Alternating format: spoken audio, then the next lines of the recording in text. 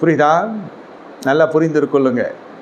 அப்பொழுது அந்த செய்கை ஆகப்பட்டது. இதெல்லாம் கர்த்தர் எழுந்தருளெல்லாம் சொல்லலை, தரிசனமாக்கியெல்லாம் சொல்லலை. பினகாசே, ஆரோனின் பேரனே, நீ போய் அவர்களையும் இப்படி உருவ குத்துலாம் சொல்லலை. நீ சொல்லப்படுகிற காரியம் பக்தி வைராக்கியம் என்பது பரிசுத்தத்தின் அடிப்படையில் யாருமே சொல்லாமலே உங்களுக்குள் வரணும். அதுதான் தேவபக்தியின் ரகசியம், விசுவாசியுடைய முதிர்ச்சி. நீங்கள் சொன்னாலே கேட்க மாட்டாங்கன்றது ஒரு இளம் பருவம் என்று வைத்துக்கொள்ளுங்கள். விசுவாசிங்க அவருடைய காரியத்தில் கீழ்ப்படிதல் முற்றிலும் சமர்ப்பிக்கப்பட முடியாது. அவங்க விஷயமே சொல்கிறேன் நான்.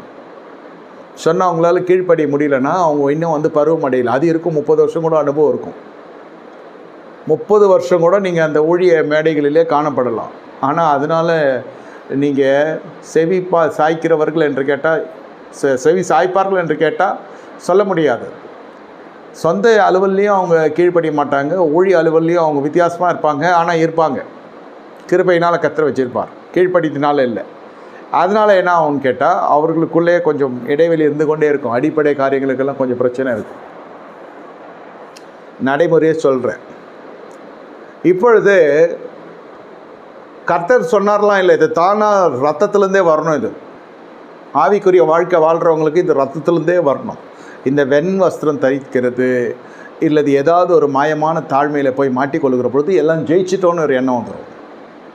அப்படிப்பட்டவங்களுக்கெல்லாம் இந்த தானாக உரித்தாகாது. சபை சொல்கிறத கேட்பாங்க, உபதேசன்ற பேரில் ஒரு தள்ளு மனுஷனுடைய கட்டளைகளுக்கு கீழ்ப்படிகளாக இருப்பாங்க. சபை பெருசாக இருக்கும், அதுலேயும் பிரகஸ்பதியாக வருவதற்கு எல்லாமே லைக் மைண்டட் போல் இருப்பாங்க. எதுவும் வசனத்துக்கு அடிப்படையாக இருக்காது. தானியேல் தன் இதயத்தில் தீர்மானித்துக் கொள்ளுகிறார், ராஜாவின் போஜனத்தினால் தன்னை தீட்டுப்படுத்தல் ஆகாது என்று. தேவனுக்கு விசேஷ கிருபைகளை தருகிறார்.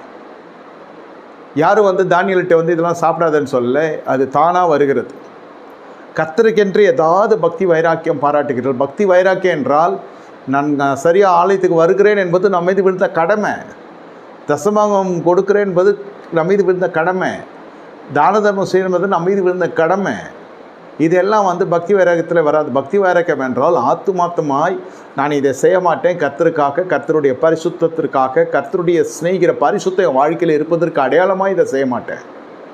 ஏதோ ஒன்று, ஆனால் அது பொருந்தணும். நல்லா புரிந்து கொள்ளுங்க. இந்த இடத்துல கணவன் மனைவி சேர்ந்து எடுக்க வேண்டிய டெசிஷன் இது.